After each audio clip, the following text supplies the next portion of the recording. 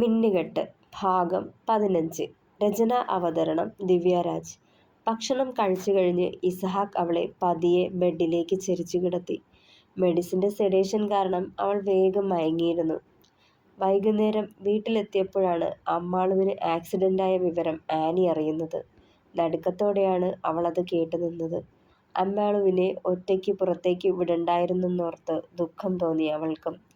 ഒരു ഓട്ടോയിൽ രാത്രി അത്താഴത്തിനുള്ള ഫുഡും അവൾക്കും സോഫിക്കും അമ്മൂനും വേണ്ട അത്യാവശ്യ വസ്ത്രങ്ങളും എടുത്ത് ആനി ഹോസ്പിറ്റലിലേക്ക് തിരിച്ചു. ഹോസ്പിറ്റലിൽ ചെന്ന് തന്നോട് ഒരു അപരിചിതയെപ്പോലെ പെരുമാറിയ അമ്മുവിനെ കണ്ട് ദുഃഖം തോന്നി ആനിക്ക്. ആദ്യം കരച്ചിലൊക്കെ വന്നു. ഇസഹാക്ക് അവളെ കാര്യങ്ങൾ പറഞ്ഞ് മനസ്സിലാക്കി കൊടുത്തു. പതിയെ ആനിയാണ് ഇസഹാക്കിൻ്റെ പെങ്ങളെന്ന് പറഞ്ഞു കൊടുത്തപ്പോൾ അമ്മുവിന് ആളെ മനസ്സിലായി. കുഞ്ഞിലെ ഇസഹാക്കിനെ കാണാൻ ആനി പാലേക്കുന്നിലേക്ക് വരാറുണ്ടായിരുന്നത് അമ്മു ഓർത്തെടുത്തു പറഞ്ഞു. അത് കേട്ടതും ആനിയുടെ മുഖം തെളിഞ്ഞു കിട്ടി. പിന്നെ ഒരുപാട് നേരം സംസാരിച്ചിരുന്ന് രണ്ടുപേരും നല്ല കൂട്ടായി. രാത്രി ആനിയും സോഫിയും അമ്മാളുവിന് കൂട്ടിരുന്നു. കയ്യിൽ പൊട്ടലുള്ളത് കാരണം സ്വയം കാര്യങ്ങൾ ചെയ്യാൻ നല്ല ബുദ്ധിമുട്ട് തോന്നി അമ്മാളുവിന്. ആനിയും സോഫിയും ഇടതും വലതുമായി നിന്ന് അവളുടെ എല്ലാ കാര്യങ്ങളും നോക്കുമായിരുന്നു. ആശുപത്രിക്ക് പുറത്തുള്ള കാര്യങ്ങൾക്ക് ചന്തു ഉണ്ടായിരുന്നു. ഇസഹാക്ക് എല്ലാ ദിവസവും വരുമെങ്കിലും ആനിയുടെയും സോഫിയുടെയും സാമീപ്യത്തിൽ നേരെ ഒന്ന് മിണ്ടാൻ കൂടി കഴിഞ്ഞില്ല അവന് അമ്മുവിനോട്. 2 ദിവസത്തെ ആശുപത്രിവാസത്തിന് ശേഷം അവർ കുരിശുമറ്റത്തേക്ക് തിരിച്ചു. കാർ ഗേറ്റ് കടന്ന് അകത്തേക്ക് ചെന്നപ്പോൾ തന്നെ സൂസന്ന കത്രീനാമ്മയെ സിറ്റൗട്ടിൽ കൂട്ടിക്കൊണ്ടുവന്നിരുത്തി. അമ്മാളുവിന് ഓർമ്മ തിരിച്ചു കിട്ടിയ കാര്യം ഇസഹാക്ക് അറിഞ്ഞിരുന്നതുകൊണ്ട് അവളുടെ വരവും പ്രതീക്ഷിച്ചിരിക്കുകയായിരുന്നവർ. കാറിൽ നിന്നിറങ്ങിയ അമ്മാളു കത്രീനാമ്മയെ കണ്ടതും ഒന്ന് പുഞ്ചിരിച്ചു. അവരുടെ അടുത്തേക്ക് ചെന്ന് നിന്നു അവൾ. മുന്നിലായി മുട്ടുകുത്തിയിരുന്നു. മോൾക്ക് എന്നെ ഓർക്കാൻ പറ്റുന്നുണ്ടോ? അവളുടെ കൈ പിടിച്ച് മുത്തിക്കൊണ്ട് ചോദിച്ചവർ. ജോച്ചായൻ്റെ കത്രിക്കുട്ടി, ഇച്ചായൻ്റെ വല്യമ്മച്ചി, എനിക്ക് മറക്കാൻ പറ്റില്ല കേട്ടോ. ജോച്ചായനുള്ള പലഹാരങ്ങളും വസ്ത്രങ്ങളും നിറച്ച കിറ്റുകൾ പാലേക്കുന്നിലേക്ക് കൊണ്ടുവരുമ്പോൾ എനിക്ക് വേണ്ടിയും അതിനുള്ളിൽ വസ്ത്രങ്ങളും പലഹാരങ്ങളും കരുതി വയ്ക്കുമായിരുന്ന ഈ അമ്മച്ചിയെ ഞാൻ എങ്ങനെ മറക്കാനാ? എന്നെ കൈവിട്ട് കളയണ്ട, ജോച്ചായൻ്റെ പെണ്ണായിട്ട് കുരിശുമറ്റത്തേക്ക് കൊണ്ടുവരാൻ ജോച്ചായനോട് കളിയായി പറയുന്നത് എത്രയോ തവണ കേട്ടതാ ഞാൻ. ഇന്ന് വല്യമ്മച്ചി അന്ന് പറഞ്ഞതൊക്കെ തന്നെ സംഭവിച്ചു ല്ലേ? ചിരിയോടെ പറഞ്ഞുകൊണ്ട് നോക്കുമ്പോൾ അമ്പരപ്പോടെ അവളെ നോക്കി ഇരിപ്പുണ്ടായിരുന്നവർ. ചെറുചിരിയോടെ ഇസഹാക്ക് ഈ സമയം അവരുടെ അടുത്തേക്ക് വന്നു നിന്നു. ഡാ ജോണേ, ദേ അവൾക്ക് എല്ലാം ഓർമ്മയുണ്ടല്ലോടാ. ഞാൻ കരുതി എന്നെ ഓർമ്മ കൂടി ഉണ്ടാവില്ലെന്ന് അവളുടെ നെറുകിൽ ചുംബിച്ചുകൊണ്ട് പറഞ്ഞു കത്രീനാമ്മ. ഒരു പുഞ്ചിരിയോടെ ഇസഹാക്ക് അകത്തേക്ക് കയറിപ്പോയി. അതേ എൻ്റെ വല്യമ്മച്ചി, പെണ്ണൊന്ന് റെസ്റ്റ് എടുക്കട്ടെ, കുറച്ചു നേരം കഴിഞ്ഞ് കത്തിയടിക്കാം. ആനി ബാഗുകളുമായി അകത്തേക്ക് ചെന്നു. എന്നാ മോള് ചെല്ല്, പോയി കിടക്ക്, ക്ഷീണം മാറുമ്പോൾ ഒന്ന് കണ്ടാൽ മതി. വല്യമ്മച്ചി നോക്കിയിരിക്കുവേ. അവളുടെ കവിളിൽ തഴുകി പറയുമ്പോൾ പുഞ്ചിരിയോടെ അതേന്ന് തലയാട്ടി അമ്മാളു. പതിയെ എഴുന്നേറ്റ് ഏത് റൂമിലേക്കാ പോവേണ്ടതെന്നറിയാതെ താളം ചവിട്ടുന്നവളെ കണ്ട് ചിരി കടിച്ചു പിടിച്ചു നിന്നു ആനി. അതെ, അവിടെ നിന്ന് പതുങ്ങണ്ട, ദേ ആ കാണണതാ ഇച്ചായൻ്റെ റൂം. ഇസഹാക്കിൻ്റെ റൂം കാണിച്ചു കൊണ്ട് പറഞ്ഞതും ചമ്മിയ ഒരു ചിരിയോടെ മുകളിലേക്ക് നടന്നവൾ. ഹൃദയമിടിപ്പ് ഓരോ നിമിഷവും വർദ്ധിക്കുന്നുണ്ടായിരുന്നു അമ്മാളുവിൻ്റെ. ആദ്യത്തെ ഒരു ദിവസം മാത്രമാണ് ജോച്ചായനോട് കൂടുതൽ സംസാരിച്ചത്. അതിനുശേഷം വല്ലപ്പോഴും വരുമെന്നതല്ലാതെ സംസാരിക്കാനോ ഒരുമിച്ച് കുറച്ചു നേരം ചിലവഴിക്കാനോ കഴിഞ്ഞിട്ടില്ല. വല്ലാത്തൊരു വിറയൽ തോന്നുക. ആനിയുമായി കൂടുതൽ അടുത്തു. സോഫി ആൻറ്റിയും സൈമണങ്ങളും പാലേക്കുന്നിൽ വരുമ്പോഴൊക്കെ ആനിയെ കൊണ്ട് വരുമെങ്കിലും അവളുമായി കൂടുതൽ അടുത്ത് ഇടപഴകാൻ കഴിഞ്ഞിട്ടില്ല. അതാവും അവളെ പെട്ടെന്ന് മനസ്സിലാവാത്തത്. അത് കാരണം പെണ്ണിന് നല്ല വിഷമം തോന്നി. കരയുകയും ചെയ്തു. പക്ഷേ പതിയെ ഒത്തിരി സംസാരിച്ചു. നല്ല കൂട്ടായി. എഡിച്ചായനെ പിന്നെ ഒരു ദിവസം കൂടി കണ്ടിട്ടില്ല. കേട്ടറിവ് മാത്രമേ ഉള്ളൂ. അതുകൊണ്ട് കൂടുതൽ സംസാരിച്ചുമില്ല. ഓർത്തുകൊണ്ട് റൂമിൽ നടന്നെത്തിയവൾ അകത്തേക്ക് നോക്കുമ്പോൾ ഇസഹാക്കിനെ കണ്ടില്ല. ചുറ്റുമൊന്ന് പരതി നോക്കിക്കൊണ്ട് അകത്തേക്ക് കയറിയതും വാതിൽ ചേർത്തടച്ചിരുന്നു. ശബ്ദം കേട്ടതും ഞെട്ടലോടെ തിരിഞ്ഞു നോക്കിയപ്പോഴേ കണ്ടു കള്ളച്ചിരിയോടെ തൻ്റെ നേർക്ക് നടന്നെടുക്കുന്നവനെ. ഹൃദയമിടിപ്പ് നേരത്തേതിനേക്കാൾ കൂടി. പെരുവിരലിൽ നിന്നൊരു വിറയൽ ഉച്ചം തലവരെ അരിച്ചു കയറി. ഈശ്വരാ, ഈ ജോയിച്ചായന് ഇതെന്തിനാ കള്ള ചിരി? എന്തായാലും ആ ചിരി കാണാനൊരു ഭംഗിയൊക്കെയുണ്ട്. എന്നും എന്നെ കൊതിപ്പിക്കാറുള്ള ആ നുണക്കുഴി. ഈശ്വരാ, ഞാനിതെന്തൊക്കെയാ ചിന്തിച്ചു കൂട്ടണേ? സ്വയം തലയ്ക്ക് കൊട്ടിക്കൊണ്ട് ഓർത്തതും ഇസഹാക്ക് അവളുടെ അടുത്തേക്ക് എത്തിയിരുന്നു. പിടപ്പോടെ നോക്കുന്നവളെ വലിച്ച് നെഞ്ചിലേക്ക് അടുപ്പിച്ചു. "ടീ കാന്താരി, എന്നാത്തിനാടി ഇങ്ങനെ നോക്കുന്നേ? മുമ്പെങ്ങും കണ്ടിട്ടില്ലാത്ത മാതിരി അവളുടെ വയറിൽ മെല്ലെ പിച്ചിക്കൊണ്ട് ചോദിച്ചു അവൻ. ചെറിയൊരു പിടപ്പോടെ അവനെ ഒന്ന് കൂർപ്പിച്ചു നോക്കി. അപ്പോഴും ആ കള്ളച്ചിരി. തന്നെ വശീകരിക്കാൻ മാത്രം ശേഷിയുള്ള ജോച്ചായൻ്റെ ചിരി. പതിയെ അവനിലേക്ക് ചേർന്നു നിന്നതും അവൻ്റെ കാപ്പി കണ്ണുകളിലേക്ക് നോട്ടം ചെന്നെത്തി. അതുവരെ തോന്നിയ പേടിയും അപരിചിതത്വവും അവിടെ മാഞ്ഞുപോയ പോലെ തോന്നി. ഒരു നിമിഷം കൊണ്ട് അന്നത്തെ ആ 18കാരനിലേക്ക് ചുരുങ്ങിയ പോലെ തോന്നി അവൾക്ക്. സ്ഥിരം ചെയ്യാറുണ്ടായിരുന്നത് പോലെ ചൂണ്ടുവിരൽ കൊണ്ട് അവൻ്റെ കവിളിലെ നുണക്കുഴിയിൽ പതിയെ കുത്തി അവൾ. "ഡീ, നീ ഇതുവരെ വിട്ടില്ലേ?" ചെറിയൊരു പൊട്ടിച്ചിരിയോടെ ചോദിച്ചു ഇസഹാക്ക്. "ഇല്ലെന്ന്" ആവേശത്തോടെയും കുറുമ്പോടെയും തലയാട്ടിയിരുന്നവൾ. "ദേ, നിന്നെ ഒന്ന് അടുത്ത് കിട്ടാൻ കാത്തിരിക്കുവായിരുന്നു ഞാൻ. 2 ദിവസം നിന്നെ ഒന്ന് നേരെ കാണാനോ മിണ്ടാനോ കഴിയാതെ വീർപ്പ് മുട്ടിപ്പോയി.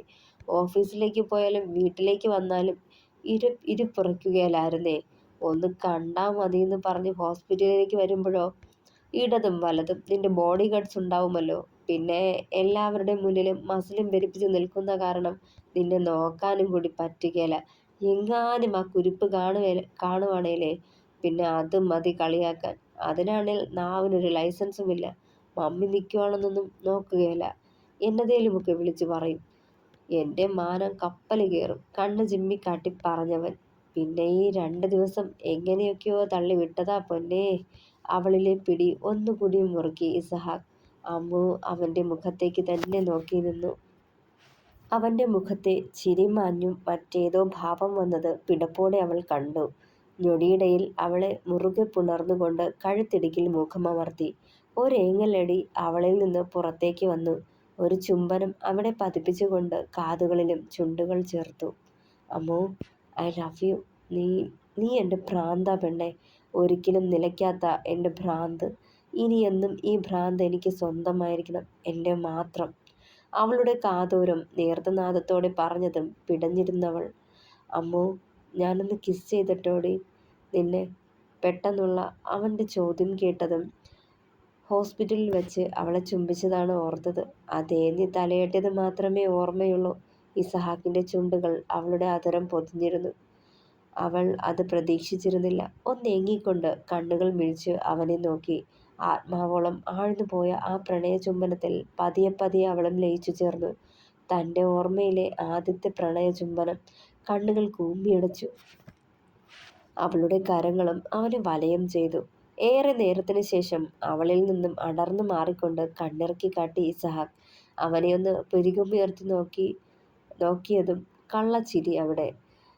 അവൻ്റെ മുഖത്ത് നോക്കാതെ തിരിഞ്ഞു നിന്നു അമ്മാള്, ചമ്മലൊന്ന് മറയ്ക്കാനെന്നോണം. "ജോച്ചായ, എനിക്കൊന്ന് ഫ്രഷ് ആവണം." തിരിഞ്ഞു നോക്കാതെ കബോർഡിനടുത്തേക്ക് നടന്നുകൊണ്ട് ചോദിച്ചവൾ. മറുപടി പറയാതെ നിൽപ്പുണ്ടായിരുന്നു അവൻ. സംശയത്തോടെ തിരിഞ്ഞു നോക്കിയതും അവളെ തന്നെ നോക്കി നിൽക്കുകയാണ്. "ജോച്ചായ," കുറച്ചൊച്ചയെടുത്ത് വിളിച്ചു. "ആ." ഞെട്ടിക്കൊണ്ട്. "ഇതാ ബാത്റൂം." വാതിൽ ചൂണ്ടിക്കാട്ടിയവൾ. "ഇച്ചായൻ എങ്ങോട്ടും പോയേക്കല്ലേ. ഡ്രസ്സ് ചെയ്യാൻ എനിക്ക് ഒറ്റയ്ക്ക് പറ്റില്ല. ഹെൽപ്പ് വേണം." വെറുതെ അവനെ ഒന്ന് പാളി നോക്കിയവൾ. "ആ, ഞാൻ ആനിയെ ഇങ്ങോട്ട് പറഞ്ഞുവിടാം." അലക്ഷ്യമായി പറഞ്ഞുകൊണ്ട് ഫോൺ കയ്യിലെടുത്തു. "അതിനെന്താ ആനിയെ വിളിക്കുന്നേ? ഇച്ചായനുണ്ടല്ലോ. ഇച്ചായന് ഹെൽപ്പ് ചെയ്താൽ മതി." "എൻ്റെ കെട്ടിയോനല്ലേ?" ഏറ് കണ്ടിട്ട് അവനെ നോക്കുമ്പോൾ ഞെട്ടി പണ്ടാരമടങ്ങി നിൽപ്പുണ്ടായിരുന്നു അവൻ. അത് കണ്ടതും അമ്മാളുവിന് ചിരി പൊട്ടി. അവനത് അറിയാതിരിക്കാൻ തിരിഞ്ഞു നിന്ന് ചിരി കടിച്ചു പിടിച്ചു. "ഏയ്, അതൊന്നും ശരിയാവില്ല." ചെറിയൊരു വിറവോടെ അവൻ പറഞ്ഞു. "അതെന്താ ശരിയാവാത്തേ?" അവനെ തന്നെ കുസൃതിയോടെ നോക്കിയവൾ. "അല്ല അമ്മു, ആനി ആവുമ്പോൾ നിനക്ക് കുറച്ചുകൂടി കംഫർട്ടബിൾ ആയിരിക്കും. അതാ ഞാൻ പറഞ്ഞതേ." ഇടർച്ചയോടെ പറഞ്ഞതും "എനിക്ക് ഇച്ചായന് ഹെൽപ്പ് ചെയ്താൽ മതി. അതാ കംഫർട്ടബിൾ." വീണ്ടും അവനെ ഏറുകണ്ണാലെ നോക്കി ചിരിയോടെ. ഇത്തവണ ഇസഹാക്ക് അത് കാണുകയും ചെയ്തു. അമ്മാളു അവനെ കളിയാക്കുവാണെന്ന് മനസ്സിലായതും "ആഹാ, അപ്പൊ പൊന്നു മോൾ ആക്കിയതാണല്ലേ. ഇപ്പൊ ശരിയാക്കി തരാം." ഇസഹാക്ക് ആത്മഗതിച്ചു. "എന്നാ ശരി, നിനക്ക് കംഫർട്ടബിൾ ആണെങ്കിൽ ഞാൻ തന്നെ ഹെൽപ്പ് ചെയ്യാം." ഇപ്പോൾ ശരിക്കും ഞെട്ടിയത് അമ്മാളുമായിരുന്നു. കണ്ണ് മിഴിച്ചുകൊണ്ട് അവനെ നോക്കി. അയ്യോ, ഞാൻ വെറുതെ ഇച്ചായനെ കളിപ്പിക്കാൻ പറഞ്ഞതാ. ഈശ്വരാ, ഇതിപ്പോൾ കളി കാര്യമായോ? ചുണ്ട് പിളർത്തിക്കൊണ്ട് ആത്മഗതം വിട്ടവൾ. ആ, അമ്മു, നീ വേഗം ഡ്രസ്സും എടുത്ത് ബാത്റൂമിലേക്ക് വാ. ഞാൻ ഹെൽപ്പ് ചെയ്താം. കുളിക്കാനും പിന്നെ ഡ്രസ് ചേഞ്ച് ചെയ്യാനും. ഒരു വഷളൻ ചിരിയോടെ അവളെ നോക്കി താടി ഒഴിഞ്ഞു ഇസഹാക്ക്. അമ്മു ആകെ പെട്ട പോലെയായി. ആ, ഇങ്ങനെ മിഴിച്ചു നിൽക്കാതെ വാ പൊന്നെ, വേഗം ഡ്രസ്സും എടുത്ത് അവളുടെ അടുത്തേക്ക് നടന്നുകൊണ്ട് പറഞ്ഞു ഇസഹാക്ക്. അല്ലെങ്കിൽ വേണ്ട, ഞാൻ ഞാൻ പിന്നെ ഫ്രഷ് ആയിക്കോളാം. ഇനിയിപ്പോൾ പൊയ്ക്കോ. എനിക്കേ നല്ല ക്ഷീണം തോന്നാ. ഒന്ന് കിടന്നാൽ മതി. ഉമിനീരിറക്കിക്കൊണ്ട് പറഞ്ഞൊപ്പിച്ചതും ചിരി കടിച്ചു പിടിച്ചു അവളെ തന്നെ നോക്കി ഇസഹാക്ക്. അയ്യോ, അങ്ങനെ പറയല്ലേ. ഒന്ന് കുളിച്ച് ഫ്രഷ് ആവുമ്പോൾ ക്ഷീണമൊക്കെ അങ്ങ് മാറി കിട്ടുമെന്നേ. അതുകൊണ്ട് പിന്നീടത്തേക്ക് മാറ്റി വെക്കണ്ട. നമുക്ക് ഇപ്പം തന്നെ കുളിക്കാം. വേഗം വന്നേ. എനിക്കാണേൽ ഇപ്പം നല്ല മൂടാ. ഒന്ന് മൂരി നിവർത്തിക്കൊണ്ട് അവളെ അടിമുടി നോക്കിയവൻ. അവൻ്റെ നോട്ടവും ഭാവവും കണ്ട് പകച്ചു നിന്നു അമ്മാളും. വേണ്ട, ഞാനിപ്പോൾ ഫ്രഷ് ആവുന്നില്ല, കിടക്കാൻ പോവാ പറഞ്ഞുകൊണ്ട് തിടുക്കത്തിൽ ബെഡിനടുത്തേക്ക് നടന്നതും ഇസഹാക്ക് അവളെ അരയിലൂടെ കൈചുറ്റി വലിച്ച് നെഞ്ചിലേക്ക് ഇട്ടിരുന്നു. ആ, അങ്ങനെ പറയല്ലേ കെട്ടിയോളെ. ഇച്ചായന് കൊതിയാവോ എൻ്റെ പെണ്ണിനെ കുളിപ്പിക്കാനേ? കുസൃതിയോടെ അവളുടെ കാതിൽ പറഞ്ഞതും മൊത്തത്തിലൊന്ന് വിറകൊണ്ടു അമ്മാളും. ഈശ്വരാ, ഞാനിപ്പോൾ എന്താ ചെയ്യാ? എങ്ങനാ ഒന്ന് രക്ഷപ്പെടുക? അവൾ ഓർത്തുപോയി. ഇച്ചായ, എന്താ അമ്മു? ആ, ആനിയ ഹോസ്പിറ്റലിൽ വെച്ച് എന്നെ ഹെൽപ്പ് ചെയ്തത്. എനിക്ക് അവളാ കുറച്ചുകൂടി കംഫർട്ടബിൾ, ഒരു ഇളിയോടെ പറഞ്ഞതും. അങ്ങനെയല്ലല്ലോ കുറച്ചു മുന്നേ മോള് പറഞ്ഞത്. ഇച്ചായൻ തന്നെ ഹെൽപ്പ് ചെയ്യാനല്ലേ? പിന്നെ എന്നാ പറ്റി?